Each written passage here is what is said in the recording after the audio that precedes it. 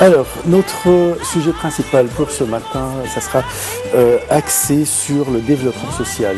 Le président Abdel Fattah el-Sisi avait promis de prendre soin de deux catégories dans la société. On parle des handicapés et des enfants de la rue. Voilà un an depuis son accession. Où on est exactement? On va en parler avec notre invité ce matin, Dr Fatma Barada. Vous êtes présidente d'une association d'aide au développement social. Bonjour. Bonjour. Là, deux dossiers très importants qui ont été traités par le président de la République.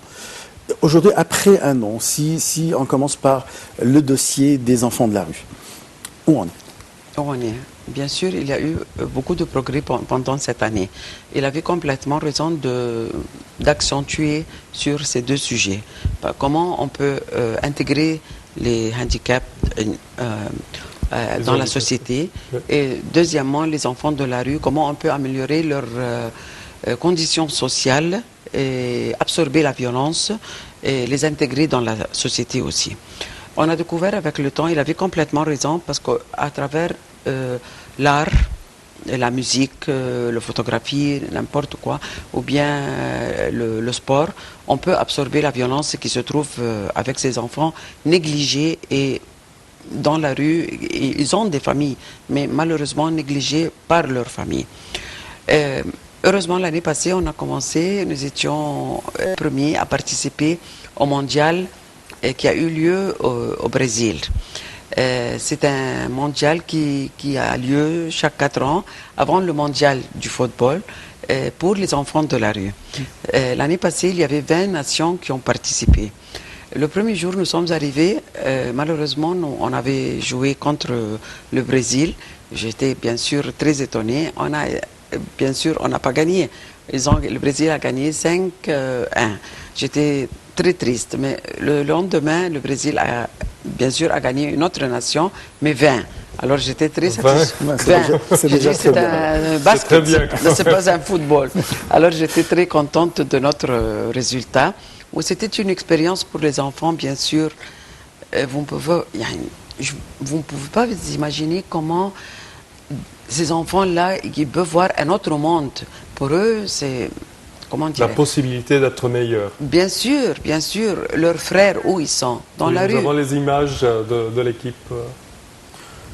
Là, comment vous avez choisi ces enfants? C'est-à-dire, voilà, on n'a pas de chiffres, comme vous avez dit, être en direct, mais voilà, est-ce qu'on descend dans la rue pour voir les enfants? Expliquez-nous comment choisir.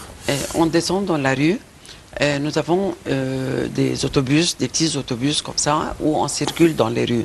Et on descend avec un repas chaud pour attirer ces enfants-là.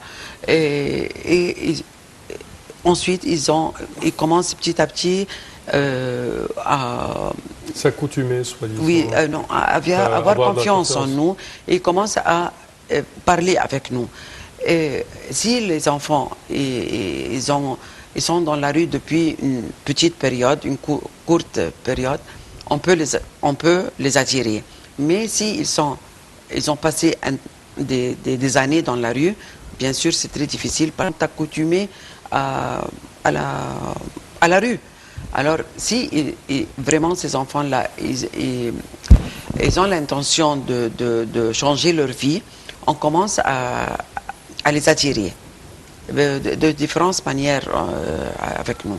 Alors ils viennent chez nous où on leur donne beaucoup d'attention, des repas, des habits, on reste avec eux et on réalise qu'avec l'art on peut absorber la violence qui se trouve là-dedans. La photographie par exemple, le dessin, la musique. Enfin, l'année passée, on a commencé avec le football, le sport. Cette année, on a commencé un projet génial avec le maestro Slim Sahab. Vraiment, il a commencé à faire des examens à plusieurs de ces enfants-là. Bien sûr, il a choisi quelques-uns. Maintenant, ils sont à peu près 150 élèves. Et ils ont commencé à s'entraîner avec lui chaque semaine. Par exemple, maintenant, ils sont à Port Saïd pour un camp de 10 jours où ils vont jouir de la mer et en même temps s'entraîner avec lui. Ce choral s'appelle Choral Masr, ou le choral des enfants de l'Égypte. Oui. Les images sont là également. Oui, il s'entraîne avec lui chaque semaine et on a commencé aussi sous les auspices du ministre de la Jeunesse, M. Khaled Abdelaziz. On a commencé à faire une grande cérémonie à l'université du Caire où, avec le maître Slim Sahab, il joue, il chante avec lui. Alors, c'est des choses qui s'ouvrent pour eux, de nouveau. Est-ce que vous avez fait des études concernant ces enfants? Parce que on sait très bien, les enfants de la rue, ils sont là pour gagner leur vie. Avec n'importe quel moyen, même. Bien sûr. On sait très bien, avec la presse et tout, que ces enfants ont été utilisés durant, par exemple, le sit-in de Rabat pour augmenter le nombre, et peut-être El Tahrir aussi. Bien sûr. Alors, comment convaincre... On leur donnait 50 livres, par exemple. Comment convaincre des enfants comme ça qui gagnent bien leur vie quand même? Vous parlez de 50 livres par jour, on arrive à 1500 livres par mois, à peu près. Alors, comment les convaincre de laisser ça, la fortune, pour eux, et venir pour participer? Ces enfants-là, ils ont des familles. Alors, on essaye de les convaincre comment ils peuvent retourner à leur famille. Vous voyez? Si on arrive à savoir où ils sont leurs familles, on essaye de résoudre leurs problèmes. Parce que chacun de ces enfants-là, par exemple, la maman, elle se marie, elle ne peut pas garder les enfants. Ou bien le contraire, le père, il se marie, sa femme ne veut pas les enfants, alors on les jette dans la rue. Alors on essaye de résoudre les problèmes de ces enfants. On arrive à les résoudre, ils ont une famille. Ou par exemple, ils sont chez nous, ils vont chaque semaine chez leurs parents, la mère ou le père, pour faire une visite. Mais ils sont chez nous, ils vont à l'école, ensuite à l'université. Ensuite, ils font des sports, par exemple judo, karaté, et ainsi de suite. Et pendant l'été, ils vont à la mer. Ensuite, lorsqu'ils grandissent, on garde chaque mois pour eux un somme mensuel à la poste. Parce que lorsqu'ils grandissent, ils finissent l'université, on leur achète des appartements. Et on les aide à se marier, par exemple. Et l'avocat de notre association va avec eux pour garantir leurs droits. On ne les laisse pas. Lorsqu'ils ils font une nouvelle famille, ils viennent chez nous comme si nous étions Beit El Aïla, comme c'est la maison. Foyer familial.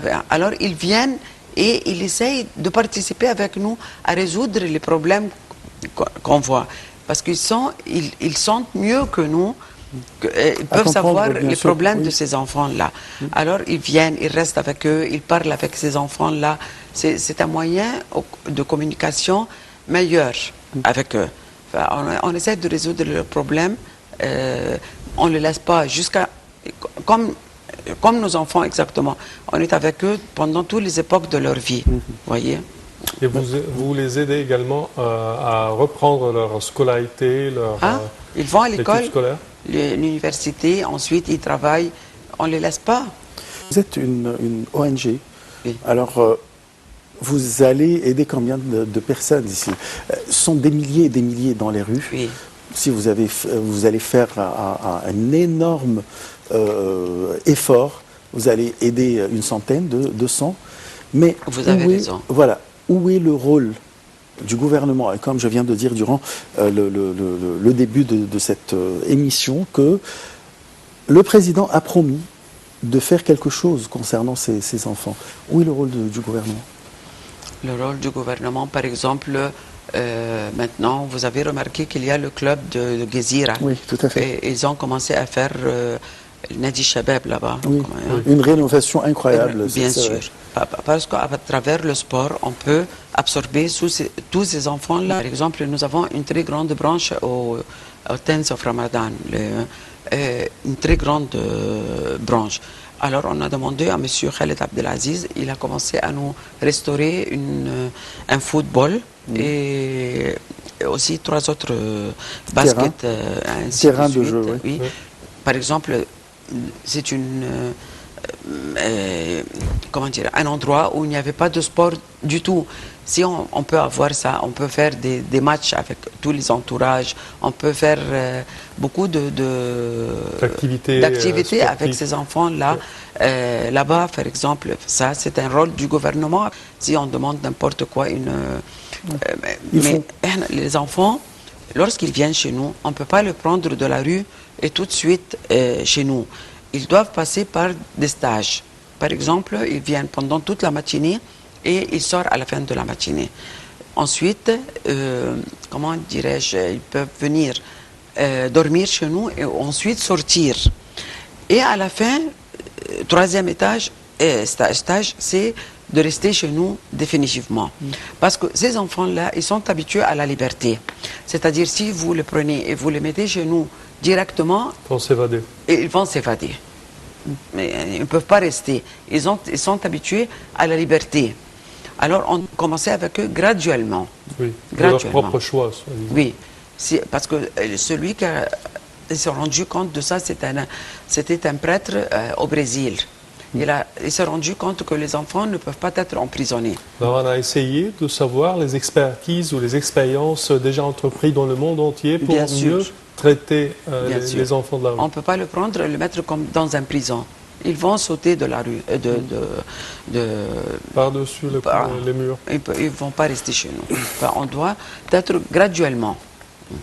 J'insiste à cette question, c'est que ce sont des enfants qui vivent dans la rue, qui gagnent de l'argent, qui se droguent parfois, qui ont des habitudes très particulières. Bien sûr. Comment convaincre ces enfants d'arrêter ça et d'arrêter? Ma question c'est que est-ce que vous fournissez une ressource de gain pour de gain pour gagner leur pain, quoi? Oui, bien sûr. Leur vie. On leur apprend des métiers, par exemple. Par exemple, à Mokat, comme j'ai une branche où là-bas, on essaye de leur apprendre plusieurs métiers. Et, par exemple, comme de devenir des menuisiers pour gagner leur vie. Et les filles, bien sûr, la pauvre, elles viennent enceintes à l'âge très tôt. On leur essaye de le convaincre de ne pas jeter le bébé dans la rue. Il y aura un enfant de plus. Voilà. C'est ça. Il y aura une nouvelle génération des enfants de la rue. Alors, on essaie de leur apprendre un métier. Là-bas, on a 4 genres de choses à leur apprendre. Par exemple, d'être une coiffeuse. Vous savez, avec les coiffeuses des dames voilées, par exemple, c'est un métier où ils peuvent gagner très bien.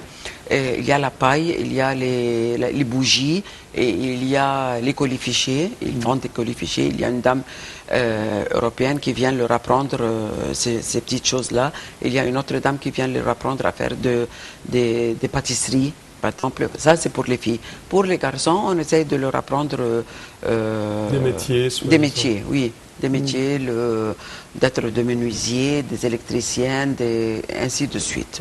Et à part cela, ils vont à l'école. Quelles sont les entraves alors? Quels sont vos problèmes? Les problèmes, bien sûr, c'est les moyens financiers, bien sûr. Pendant, par exemple, la Révolution, ils ont diminué, pas chez moi, avec tout le monde, bien sûr. Parce que nous, on vit sur les dons. Ouais. Alors, il y a des gens qui viennent nous aider, par exemple, pas question d'argent seulement. Il y a des gens qui viennent, ils sont des volontaires. Ils restent avec les enfants, ils parlent avec eux, ils leur apprennent les bonnes manières, par exemple, ils leur apprennent un métier, et ainsi de suite. Alors, par exemple, dans les branches qui sont ouvertes pendant la matinée seulement, on reçoit un très grand nombre d'enfants. Un très grand nombre, comme vous dites. Mais chez moi, maintenant, j'ai 200 de ces enfants-là qui vivent chez nous. Qui vont à l'école, à l'université, qui apprennent, et ainsi de suite. Mais à part cela, il y a les enfants qui vont et viennent. C'est un très grand nombre chaque jour. Il y a toujours une aide psychologique, bien sûr, un psychiatre qui... Bien sûr. Par exemple, il y a des gens qui viennent chez nous pendant la journée. Ils n'ont pas pris un bain pendant 1 an, par exemple. 1 an. Ils dorment dans la rue, dans une pneu, par exemple, comme ça. Alors, on leur apprend de prendre un bain, on leur apprend des bonnes manières, on leur donne un repas, on essaie de résoudre leurs problèmes, et ainsi de suite. Bien sûr, ils doivent avoir des choses psychologiques. À votre avis, à quel point vous avez réussi avec ces enfants?